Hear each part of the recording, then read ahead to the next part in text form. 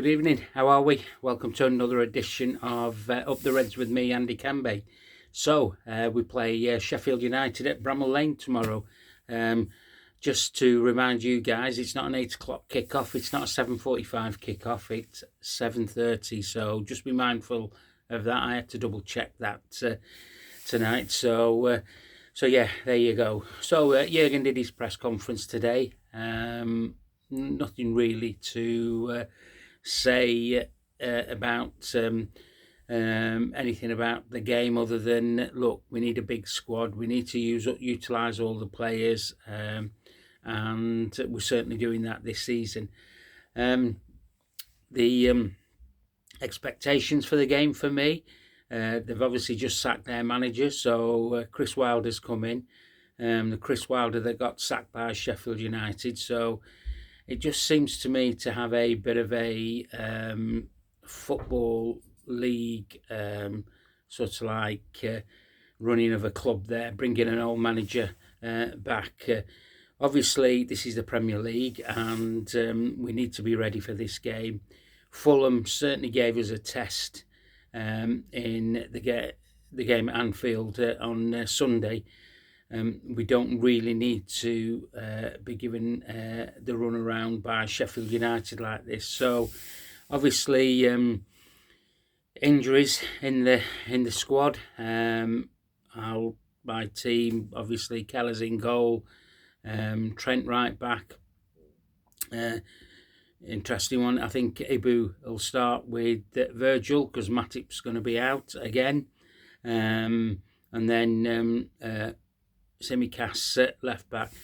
Midfield's going to be interested. Now, for me, I know we won the game with a different midfield, but for me, I would probably start with the same midfield as we started against Fulham, because we can't be making the same mistakes that we did in the first half, where the build-up was slow. We kept on giving the ball away. We weren't reacting as a team, so maybe Jurgen will probably stick with that. Some people are talking about Harvey Elliott coming back in, Curtis Jones, even Endo to come in, because they thought he did well. But no, I'd probably leave the same midfield that started against Fulham, and then obviously we've got enough depth on the bench to come and rescue us if we need to.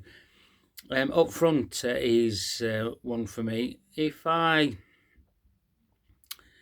it was me picking that team against Sheffield United, I'd be wanting to have flair players around me, not gun and ho type of a player. So obviously I'd have Diaz on the left, Mo on the right, and I'd probably give Cody Gakpo a go, if I'm honest with you.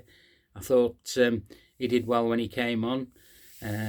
He was always involved in the play, always wanting the ball, and he's one of these that he's a creator of chances, and so yeah, that's probably how I would do that. And then the bench will be strong again for us.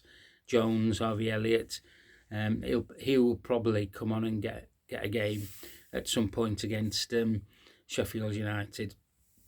So, on the injury front, Ali's not that far away. Jota's starting jogging again from the press conference, what we heard. So, give him probably another couple of weeks before he's involved again, contact-wise.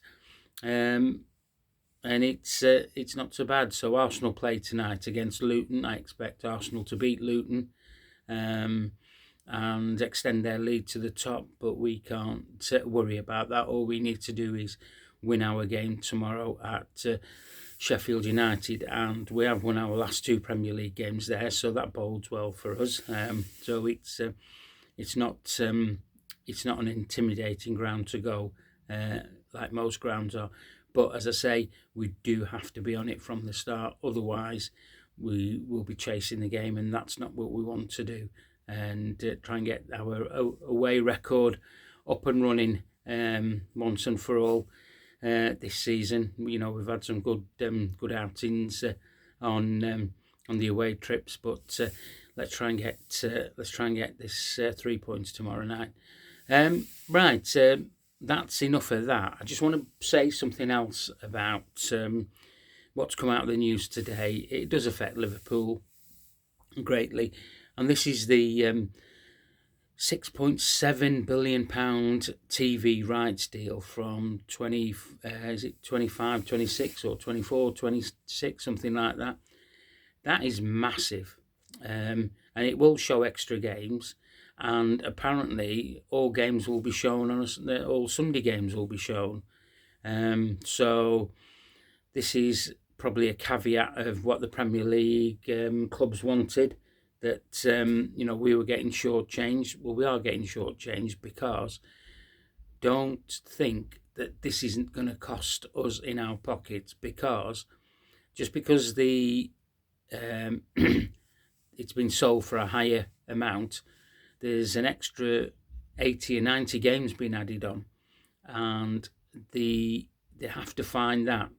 I'm talking about the TV companies, Sky, TNT, other than the revenue money that they make from there, which they will be looking to pass on the costs to ourselves. So if you're paying 80, 90 quid for a Sky and TNT package, you'll be paying well over £100. Believe me, it's not. They don't do this without it affecting us. They will charge us what they want. The Premier League's a massive global brand. It's the biggest sporting brand for me in the world. I mean, North America talks about their brands, but that's only in America. They can't sell the American football rights all over the world, whereas football can, or as the Yanks call it, soccer. But yeah, the Premier League's got the biggest and best sporting brand in the world, because the companies abroad are happy to pay what they are. And plus, when you're abroad, you can watch any Premier League game abroad for a tenner. I've been harping on about, look, I'm quite happy for the club to charge me a tenner. I can watch that from home when Anfield's sold out and I can't get a ticket. Yeah, it is massive for the Premier League. It's a global brand, probably massive for the top 6 clubs in the country, which Liverpool are one, and the revenue stream is massive as well, because they'll get a cut from that. And they say that the deal's done to protect the clubs, but it doesn't protect the clubs, because you have to work within the governance of football. And obviously we've seen that Man City haven't done that. They've got charged. Chelsea haven't done that, and they've got charged. Everton haven't got that. They've got charged and punished. So it doesn't stop the sort of like not following the rule book. And I think with this talk about the government bringing in a sort of like administrator for football, he's not going to do really much, is he? If this deal is in the bag, including this current deal for the next 6 years, he's it's just nothing's going to happen from that point of view. As far as I'm concerned, you can come in and say he can try and bring in a wage cap if he wants. Good luck with that one, by the way. But yeah, it's going to be a tough one. Okay, that's just my intake on what I thought about the £6.7 billion new TV rights deal. It's good. There's going to be more games for us to watch, but it's going to be bad in it. On the other hand, it's going to be bad because we'll be having to dig deep again to pay for it. Yeah, you don't have to subscribe to it, but we all love football. I'm just talking about the general football fan in this country. We all love the game, be it in in the Premier League, or way down in the Pyramid League. So yeah, it is. It is going to be a one to watch out and see what happens. My disappointment is that the clubs didn't sort of like probably take the fans into consideration, because don't forget, clubs will be putting the prices up.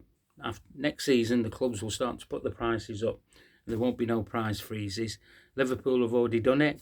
They've given us an explanation why they're doing it, for costings, etc. But the club's generating a lot of money at the moment. You might argue that it doesn't filter down to the footballing side, which is a fair comment by anybody, and by me, I totally agree with that comment. It is going to be what it is, but like I say, we will be shortchanged, no doubt. Okay, that's enough from me. I will speak to you tomorrow after the game, and hopefully it will be 3 points. Look after yourselves. Up the Reds.